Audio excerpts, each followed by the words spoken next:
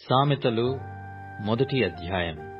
దావీదు కుమారుడును ఇశ్రాయేలు రాజైన సొలొమోను సామెతలు. జ్ఞానమును ఉపదేశమును అభ్యసించుటకును, వివేక సల్లాపములను గ్రహించుటకును, నీతి న్యాయ యథార్థతలననుసరించుట యందు బుద్ధి కుశలత ఇచ్చు ఉపదేశమునొందుటకును, జ్ఞానము లేని వారికి బుద్ధి కలిగించుటకును, యవనులకు తెలివియు వివేచనయు పుట్టించుటకును తగిన సామెతలు. జ్ఞానము గలవాడు విని పాండిత్యము వృద్ధి చేసుకొనును.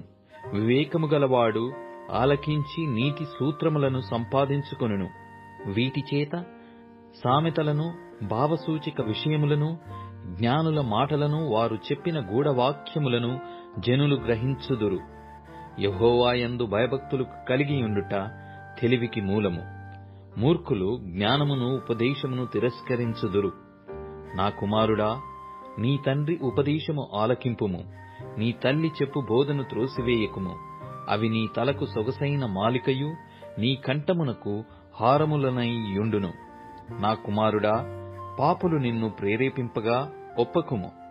మాతో కూడా రమ్ము, మనము ప్రాణము తీయుటకై పొంచియుందము. నిర్దోషి అయిన యొకని పట్టుకొనుటకు దాగియుందము. పాతాళము మనుషులను మ్రింగివేయునట్లు వారిని జీవముతోనే మ్రింగివేయుదము. సమాధిలోనికి దిగువారు మ్రింగబడునట్లు వారు పూర్ణ బలముతో నుండగా మనము వారిని మ్రింగివేయుదము రమ్ము అని వారు చెప్పునప్పుడు ఒప్పకుము. పలు విధములైన మంచి సొత్తులు మనకు దొరుకును. మన ఇండ్లను దోపుడు సొమ్ముతో నింపుకొందము. నీవు మాతో పాలివాడవై యుండుము. మనకందరికి సంచి ఒక్కటే యుండును అని వారు నీతో చెప్పుదురు. నా కుమారుడా, నీవు వారి మార్గమున పోకుము. వారి త్రోవల యందు నడవకుండా నీ పాదములు వెనుకకు తీసుకొనుము. కీడు చేయుటకై వారి పాదములు పరుగులెత్తును. నరహత్య చేయుటకై వారు త్వరపడుచుందురు. పక్షి చూచుచుండగా వలవేయుట వ్యర్థము. వారు స్వనాశనమునకే పొంచియుందురు. తమ్మును తామే పట్టుకొనుటకై దాగియుందురు. ఆశాపాతకులందరి గతి అట్టిదే. దానిని స్వీకరించు వారి ప్రాణము అది తీయును. జ్ఞానము వీధులలో కేకలు వేయుచున్నది. సంత వీధులలో బిగ్గరగా పలుకుచున్నది. గొప్ప సందడి గల స్థలములలో ప్రకటన చేయుచున్నది. పురద్వారములలోను పట్టణములోను జ్ఞానము ప్రచురించుచు తెలియజేయుచున్నది. ఎట్లనగా, జ్ఞానము లేని వారలారా, మీరెన్నాళ్ళు జ్ఞానము లేని వారుగా ఉండగోరుదురు?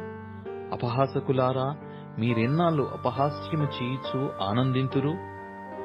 బుద్ధిహీనులారా, మీరెన్నాళ్ళు జ్ఞానమును అసహ్యించుకొందురు?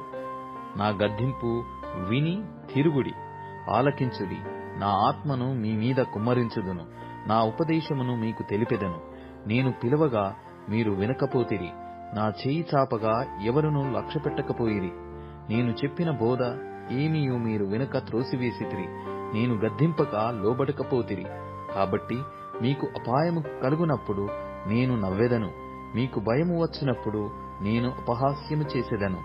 భయము మీ మీదికి తుపాను వలె వచ్చినప్పుడు, సుడిగాలి వచ్చినట్లు మీకు అపాయము కలుగునప్పుడు, మీకు కష్టమును దుఃఖమును ప్రాప్తించునప్పుడు నేను అపహాస్యము చేసేదను. అప్పుడు వారు నన్ను గూర్చి మొర్రపెట్టెదరు గాని నేను ప్రత్యుత్తరమియ్యకుందును. నన్ను శ్రద్ధగా వెతికెదరు గాని వారికి నేను కనబడకుందును. జ్ఞానము వారికి అసహ్యమాయెను. యెహోవా యందు భయభక్తులు కలిగియుండుట వారికిష్టము లేకపోయెను. నా ఆలోచన విననొల్లకపోయిరి. నా గద్దింపును వారు కేవలము తృణీకరించిరి. కాబట్టి వారు తమ ప్రవర్తనకు తగిన ఫలము ననుభవించెదరు. తమకు వెక్కసమగు వరకు తమ ఆలోచనలను అనుసరించెదరు. జ్ఞానము లేనివారు దేవుని విసర్జించి నాశనమగుదురు.